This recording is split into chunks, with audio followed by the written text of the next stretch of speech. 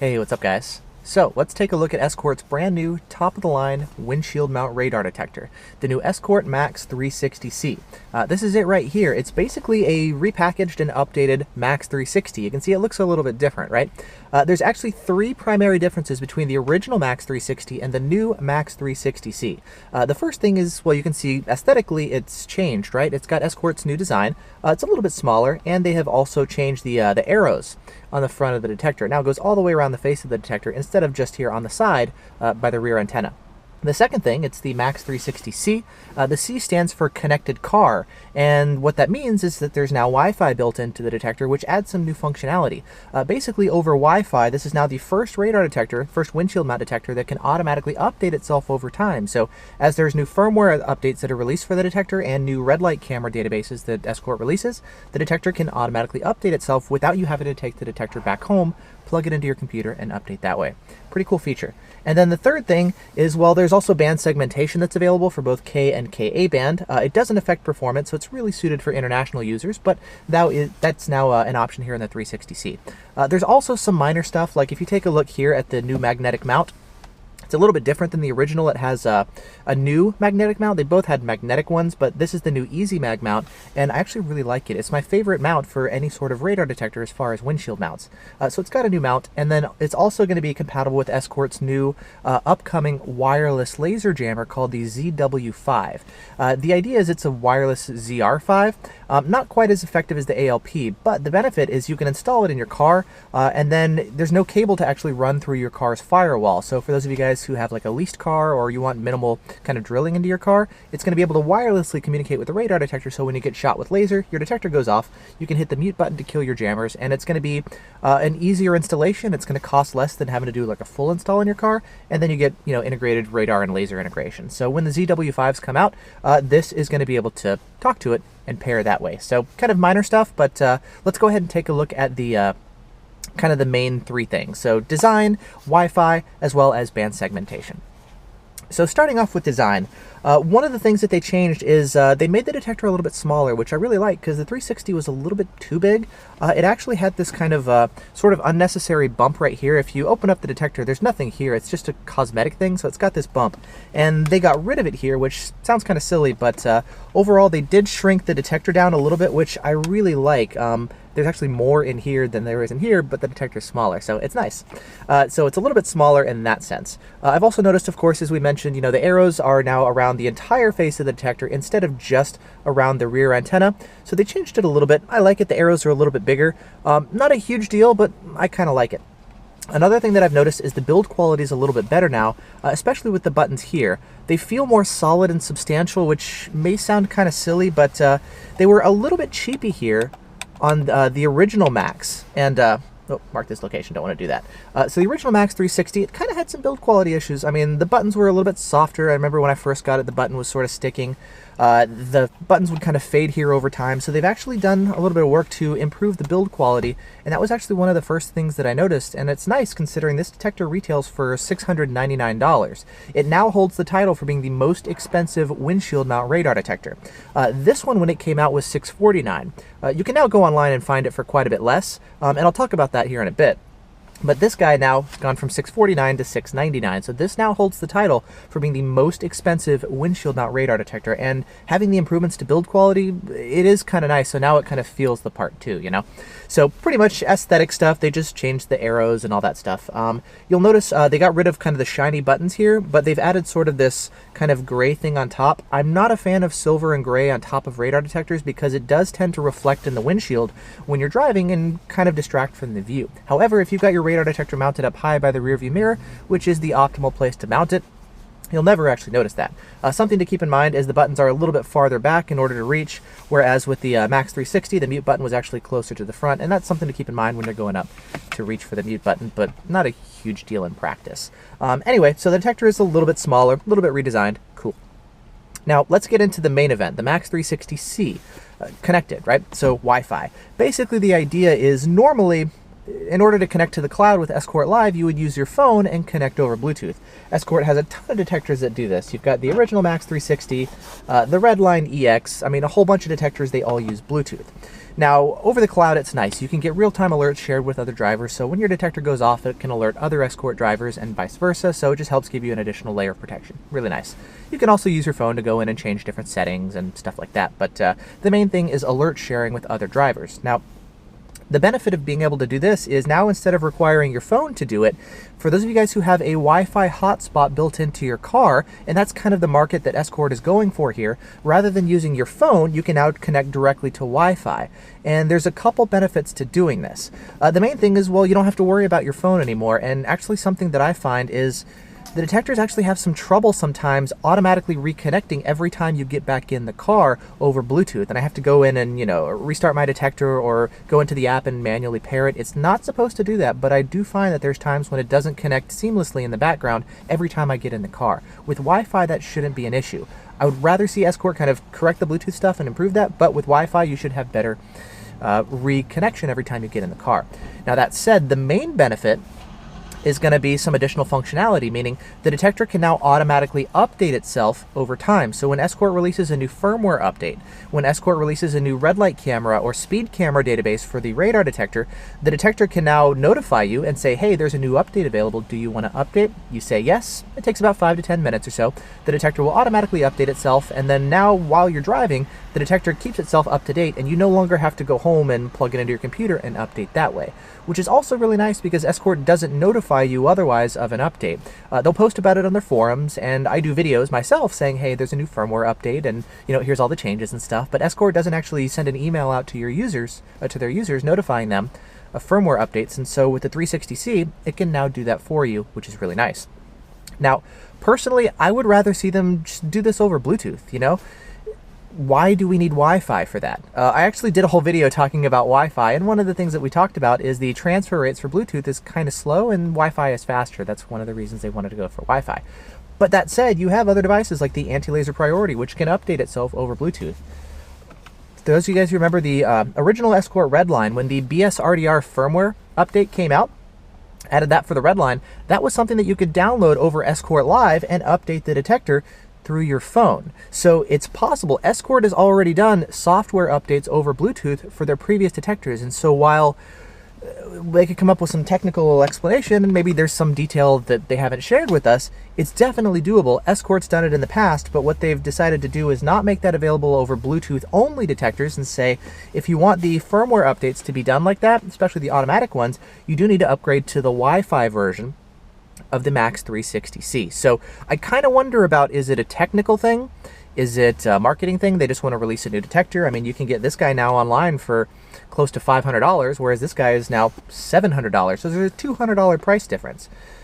And maybe that's just a reason for them to release a new detector at a higher price point and make more money. We could argue that. We could say there's a technical limitation, whatever. But just kind of looking at the facts, yes, they could certainly do it over Bluetooth. They have in the past, and well, they've decided to make it available only over Wi-Fi. But for those of you guys who do have Wi-Fi available in your car, the detector can now automatically update the firmware, etc. There's other ways of getting Wi-Fi as well. Again, I talked about that in my other video, but the other, I guess, good way of doing it is if you're an Android user with tethering capabilities. In that case, you can actually have your detector, or your phone rather, supply an internet connection via Wi-Fi for tethering for the radar detector. And that way the radar detector would connect to your phone's Wi-Fi hotspot and go out to the cloud that way. Now, the reason I say this is helpful for Android is for two reasons. The primary reason is that, well, with the iPhone, I'm an iPhone user, there is no way to automatically enable tethering every time you get in the car. Maybe unless you're jailbroken, but for most people that's not going to apply. On Android, it has a really cool ability where you can run an app that basically says, when I get in my car, I want you to automatically enable tethering. The trigger can be something like I get in my car and my phone connects to my car's Bluetooth stereo, right? I see the Bluetooth connection, I want that to be a trigger to enable tethering. Or something like I put an NFC chip in my car, and then when my phone sees that NFC chip, that's a trigger to activate tethering. So Android gives you a little bit more control, and you can actually do that with Android, whereas with iPhone, that doesn't actually apply. Additionally, when you're initially pairing the detector, if you have a hotspot enabled on your iPhone, you're going to have to use a second phone to connect to that hotspot and then connect the detector to it. You can't have just one phone to do the whole process. Once you get it connected and then you enable tethering on the iPhone, yes, then the radar detector can connect to it, but you do need a second phone for the setup, where from what I understand based on what people are saying on the forums, you don't need a second phone for the setup if you're running Android. So on Android that does work a little bit better, which is why I say for those of you guys who are running an Android phone, when you have tethering capabilities, it could be an option for you as well. iPhone, not quite as great, but technically you can do it if you want to go enable tethering every time you get in your car. There's other ways of getting Wi-Fi, of course, like let's say you park near your home. I actually have a Wi-Fi hotspot in my car, and you can see right now the speed limit sign right now is in white. That's how I know it's connected to Wi-Fi. If I was connected over Bluetooth, it would show up with the same color display, red, blue, whatever. But it's white, so I've got Wi-Fi. Anyway, if you have Wi-Fi at your home, when you start up your car next to your home, your detector can connect to Wi-Fi, see if there's any updates, and download them. But chances are you're going to start up your car and then you're just going to go drive away. You're not going to give it time to do all that. And then when you come back home, you're going to get back home and then you're just going to turn off your car. You're not going to sit in your car for like 10 minutes, you know? So it's possible, but it's not something that's going to really be used all that often. And then finally, like, yeah, there's Wi-Fi hotspots in coffee shops, but it's not really designed where you just pull up to a red light, connect to a coffee shop. Those have like, you have to say, yes, I approved your or I accept your terms and conditions. So it's not really that great for connecting to Wi-Fi hotspots either, or coffee shop ones rather. So really, it's designed for people who have Wi-Fi built into your car, or you have an Android phone and you can automate some of the tethering capabilities. So that's really who's going to benefit most from this Wi-Fi capability. Now that said, I think one of the biggest issues in practice with the Wi-Fi, and kind of what separates the, hey, cool, here's a new feature that no other windshield mount detector can do, is I don't think this is actually going to be a big deal in practice, these automatic updates. You see, with the firmware updates, Escort generally doesn't actually release a ton of firmware updates in the first place. They usually do initially when there's some initial bugs and things to sort out. There's some products that they've never released a firmware update to. For the Max 360, just kind of looking back historically, they do release some updates, especially in the beginning, and then it takes a while for them to get some updates. There's actually still some bugs here that have carried over into this one. Like, for example, if you get a quick K-band alert, I've noticed this in bench testing, it can actually lock up the detector. I've noticed this in bench testing. People have noticed it driving out in the streets. A bunch of people have reported this on the forums, and Escort was like, there's something wrong with your detector, until a ton of people started reporting the same issue. I was actually doing some quick trigger testing with the 360 earlier today, and it locked up on Ka-band shots, and I was with the Genesis 2 shooting half-second quick trigger shots, and this guy, when detecting normal police radar, and I'd set it up in a way with the radar gun in a different room to avoid any overdriving issues, normal police radar has locked up the 360C. I've seen it in bench testing. Other people have reported it as well, driving out in the road in practice. And so there's now lockup issues with the detectors detecting radar, when you're powering them down, things like that. So Escort's response to when we're finding updates has been less than encouraging, basically blowing people off and just saying, oh, there's something wrong with your detector, send it in, and that's a whole nother thing that we can get into. But their response to even how they're approaching the firmware updates, let's just say it leaves a ton to be desired. So number one, they're not really that good as far as releasing a lot of firmware updates, and number two, when the updates are necessary, they tend to kind of blow people off. And so yes, it has automatic firmware update capabilities, but I don't expect it to be something huge in practice. Something that I expect to be even less helpful is the automatic red light camera updates. Now, that may sound kind of weird because red light camera updates, Escort a lot of times updates their red light camera database every couple weeks, maybe only for like 6 states at a time. It's not everywhere that gets an update every couple weeks, but Escort does do a good job of updating the red light cameras as new ones come online and old ones go away. The issue is, if your radar detector is connected to Escort Live, like my Max 360 is here, as long as it's connected even through your phone over Bluetooth, if the red light camera database built into the detector is out of date, it doesn't matter. The detector is going to use the red light camera database in the cloud via Escort Live and give that priority. So whenever Escort updates their red light camera database, even if you haven't updated your detector yet, it's going to ignore that and just use the Escort Live red light camera database. And as long as you're always connected over Escort Live with your phone, which is kind of what you're going to be doing anyway, it doesn't matter if the detector is out of date. And so that's cool that they give you the ability to automatically update the red light camera database in the 360C, but as long as you're connected to Escort Live, which is what you're going to do anyway, you already have the red light camera database regardless of if you have those automatic updates. So it's kind of one of those things that sounds really cool in practice, and it is. You know, it's the first detector that can automatically update itself, and I wish every detector could do it. It's a cool feature, you know? But in practice, I don't think it's actually going to be that useful. So it's like a cool kind of marketing checkpoint, but the implementation and execution leaves a little bit to be desired, you know? So yes, it's got automatic firmware updates for both for both the firmware updates as well as the red light camera database, but I don't think it's going to be that big of a deal. But for those of you guys who have Wi-Fi built into your car, it is kind of a nice feature. You know, the detector says, hey, there's an update available. Do you want to update? Sure, go ahead, and it'll do it for you without you having to constantly check yourself manually or take the detector home. So if you have a Wi-Fi hotspot built into your car, I guess you could. You might as well, you know? So that's kind of my take on that. Now, the next thing that I want to talk about is band segmentation. The MAX 360C has band segmentation available for both K-band and Ka. We were told originally that it does impact performance. That turned out to not be the case. It does not impact performance. With the MAX 360C, it's always sweeping all of K-band and all of Ka, no matter what you have the Ka segment set to. So, unlike some detectors like the the Redline EX or the Redline that has band segmentation that does impact performance and pretty substantially at that, with the MAX 360C, that is not the case. So it's not something you're going to use for performance. The real world benefit of it is actually for international users, where they have different frequency ranges than we use here in the US. And, you know, on K-band, for example, police officers actually use a very small section of all of K-band the detector sweeps for. And so you can say, hey, sweep just maybe 1 or 2 segments. Don't sweep all of K-band. Whereas in the US, police officers use radar guns that transmit across all of K-band, so it's less useful.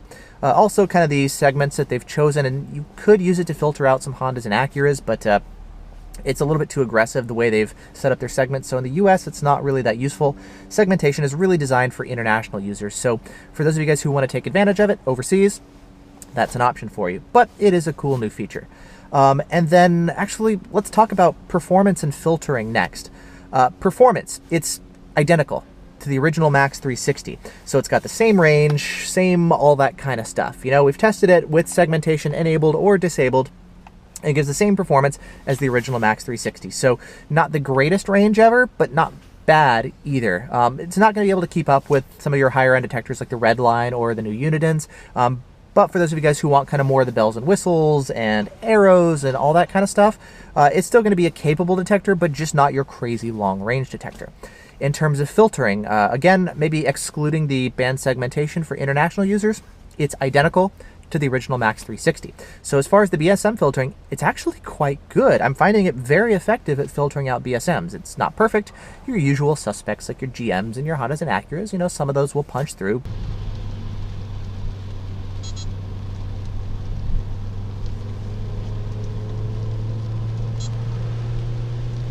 But I find that it's actually one of the quietest detectors when it comes to BSM filtering. Additionally, it's got other things like your automatic GPS lockouts, where you can drive around, it'll automatically learn your false alerts and filter them out for you.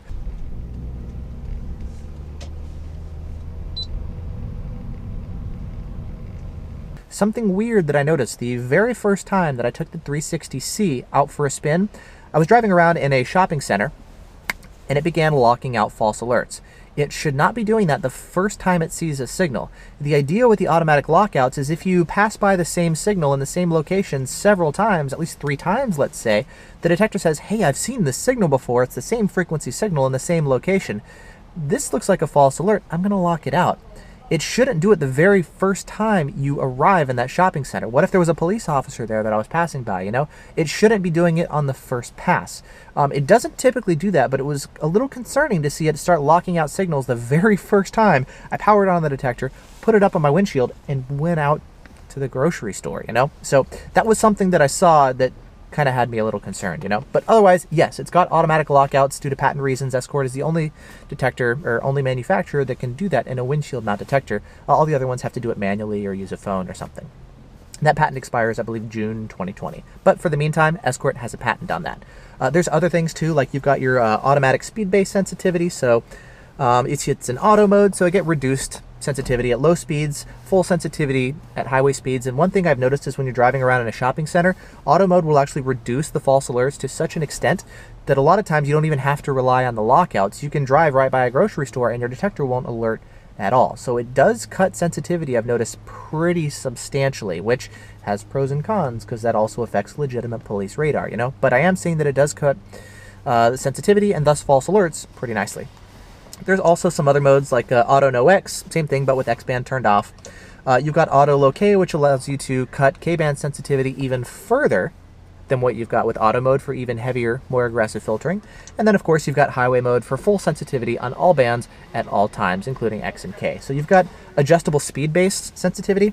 Other detectors can do that where they, you know, go less sensitivity at low speeds, but what's nice about this one is it can vary and go, you know, more sensitive at higher speeds, less sensitive at lower speeds automatically, which is a nice feature. I mean, there's other things too, like the display brightness. You know, you've got manual control of, you know, maybe turning off the display, different brightness levels, you know, like that, or you can have automatic display brightness. There is an ambient light sensor built into the detector, so it can automatically adjust the display brightness in the daytime and nighttime. That is a cool feature. I do like that with the Max 360 and the C. Anyway, coming back to filtering, yes, you've got your GPS lockouts, you've got good BSM filtering. You've got low speed muting called cruise alert, which basically you program a speed, and when you're below that speed, radar, laser alerts, you just get a double brap, and then the detector goes quiet. One annoyance, and I reported this to Escort, wasn't particularly impressed by their response to the issue. If you're running Escort Live, which if you're running a Max 360C, the idea is you have Wi-Fi and you're always connected to Escort Live, right? If you're connected to Escort Live, the detector is going to ignore the cruise alert low speed muting threshold that you set in the detector and replace it by whatever it thinks the speed limit is. Right here you can see it says no miles per hour. When you're actually out driving on the road, it's going to replace that with the speed limit for the road that you're on, which is nice. So the idea is if you're traveling below the speed limit, the detector will stay extra quiet, and if you happen to be speeding and you're going over the speed limit, only then will the detector alert you normally, which is kind of a nice idea in theory. Unfortunately, it doesn't take into account things like construction zones or school zones. So you could be speeding in a construction zone and the detector decides, hey, I don't think you're speeding because I think the speed limit is here. It's actually there, but I think it's here. I'm going to mute the signal for you. Not cool. Additionally, sometimes the speed limits are just flat out wrong. Escort recently updated their database for the speed limits, but I'm still finding there are situations where sometimes, usually not, but sometimes the speed limits are incorrect. So you can actually be speeding and the detector thinks that you're not, and so it decides to mute it for you.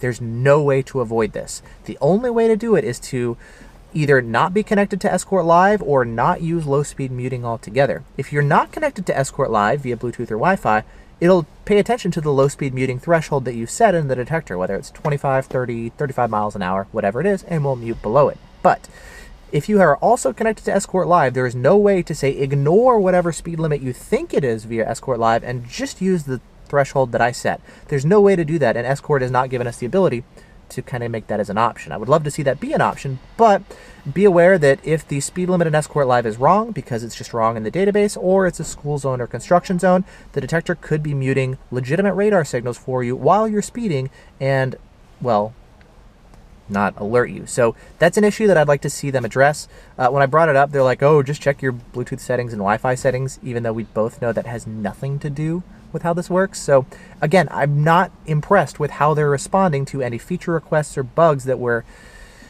bringing up, but it is what it is, and I think that is important to mention, you know? So okay, it's good at filtering. It does have some quirks like with the low speed muting, but yeah, it's got auto lockouts, it's got good BSM filtering, and I think in most situations people are going to be happy with the filtering capabilities of these detectors, which is really what Escort's forte is. It's less so the performance, especially on these detectors, and more so giving you kind of that all-around package with a lot of really cool useful features like the Wi-Fi, well, questionably useful, the auto lockouts, the auto display brightness adjustments, auto sensitivity adjustments, you know, all that kind of stuff, and still reasonable performance to help you avoid a ticket in most situations. So yes, while it's not going to win any awards in terms of long-range performance, it's designed to be more of that kind of all-around package, and that's really what this detector is geared toward. So yeah, we talked about performance, filtering, wireless laser jammers, all that kind of stuff. So that's a look at the detector. Now, I guess the last things that I want to talk about before we go into kind of the conclusion is, well, okay, if you have a Max 360, should you upgrade? If you don't have either one, which one should you get? Well, I think for most people, if you have a 360, there's really no reason to upgrade. I mean, it's got the same performance here. You've got the same filtering, so it's not really going to be any sort of performance upgrade. Yeah, it's a little bit smaller, and I do like that, but I mean, you already have this detector, so there's not a huge reason to upgrade. If you have Wi-Fi, I guess you could, but as long as you're happy with the Bluetooth Escort Live stuff, there's not really a huge reason to upgrade there either. We'll see what they do as far as firmware updates, you know, but I mean, they've already spent a lot of time refining this one. It's not perfect, but at least we've got current firmware with decent filtering and all that kind of stuff. You know, yes, it's still locking up from legitimate radar, but you know, we've already had a bunch of updates. So I don't see a huge compelling reason to upgrade if you already have the original. Now, let's say you don't have either one of the detectors and you're deciding between the original or the new one. Which one should you get? Again, in most situations, I think people would be happy with the original. The thing is, one of the biggest things is the price. This guy retails for $699. Let's call it $700. Okay, this guy MSRP is only $50 less at $649. But if you go on Amazon, you can find it. I think I looked today, it was like $519. Prices fluctuate, of course, all the time, and I know it's the holiday buying season now, so there's sales and whatnot. So definitely take a look at the current price. I'll put links in the video description. But yeah, you can get this guy for a lot of times basically $200 less than this one. I think Escort knows that, and they wanted to kind of repackage it and add a new feature or two. And that way they can, you know, sell it for full MSRP. And I think that's one of the reasons they wanted to come out with this. But for those of you guys looking for a good deal, this guy is definitely going to be the better buy. Now, that said, if you have Wi-Fi in your car and you're the type of person who wants a detector that can automatically update itself, and you don't mind necessarily paying the extra $200, $150, whatever it is when you go look, it is kind of nice to have that automatic updating feature.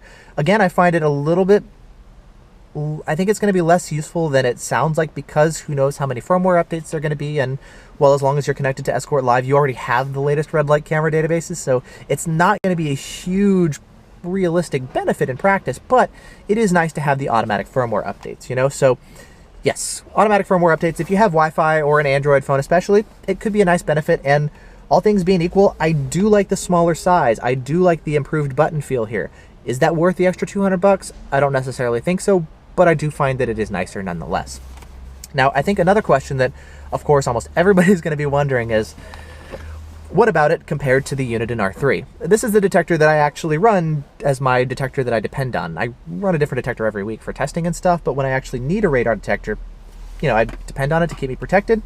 The R3 is the one that I run. Now, people are going to wonder, okay, what about, you know, this guy versus this guy? Let's talk about that kind of briefly. $400, $700. So $300 more to get this one. This one is a soft launch right now. You can get it. This guy's in stock when I'm riding it, but a lot of times it's tough to get because demand is crazy. Anyway, better performance here. Longer range for almost half the price, which sounds kind of crazy. But then you also got to keep in mind that, well, this guy has, you know, your arrows here on the front of the detector. The lockouts are automatic instead of manual. You've got your Bluetooth and your Wi-Fi integration for cloud integration. This guy doesn't have that at all, but you could just run Waze for your cloud alerts, you know. The lockouts, I think I mentioned, they're automatic. You've got your automatic display brightness adjustment, the automatic sensitivity adjustment. So there is more kind of automation that's available here, whereas this one does require a little bit more work to create your lockouts initially. When you get a false alert, you know, you just double tap the mute button and then it remembers it and it filters it out for you. But that is an extra step that you as a user have to do when you first get the detector and you start driving around initially. So there is a little bit more manual work that's required here. But it is nice. I mean, you've got a smaller detector, you know, if we take a look, it is more compact and it's got better performance for almost half the price. And so I think this is obviously still going to be a hugely compelling option. It's my detector of choice, and I know for a lot of people it is, but of course we all have different preferences and priorities and needs, right? So there's no detector that's perfect for everybody. So if you want the auto lockouts and auto updating and stuff, you know, you can get this one. If you want the Uniden, get the Uniden, you know. A lot of choices, and we're lucky to have choices. I think one of the biggest differences is, well, actually the way the companies are responding and, well, treating their customers. Uniden, they're doing a good job as far as firmware updates. They actually shared with me recently things are going to be coming over the next couple firmware updates, and it's very clear that they're actively listening to the customers, and the new features and, you know, things that they're implementing is directly things that people have been reporting and asking Uniden for. With Escort, honestly, when we report stuff, they either blow us off, we get disrespected, our posts get deleted, and they're basically telling their users to buzz off. They're almost doing everything in their power to piss off their user base, and I don't think that's good business. So I'm a little upset with Escort. I'm disappointed with their behavior. It's just kind of a bummer to see the way Escort is acting these days. So kind of a part of the equation that's a little bit separate from the performance and filtering and features is the way companies are listening to their users and interacting with us and updating things. It's a very night and day difference with Escort compared to, well, Uniden, Redenso, NetRadar, everybody else. Like, it's kind of sad to see what Escort's doing these days. But kind of coming back to the features and blah, blah, blah, you kind of have to decide, you know, if you want the extra, you know, Wi-Fi capabilities, if you want the auto lockouts, and if so, maybe the 360 is the choice for you. If not, just get the Uniden R3, you know? So anyway, that's my take for those of you guys wondering about those two detectors.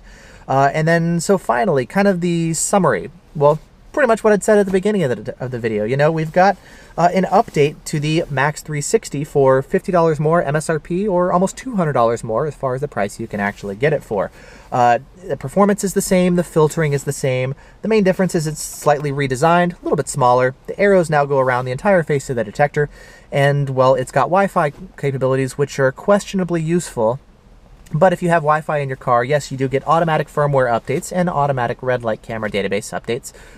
That is a cool feature, and I actually wish more detectors and more companies would implement something like this. I think it's a really cool capability to be able to do this. The only other one that I know of is the NetRadar with ALP. It can update itself like that.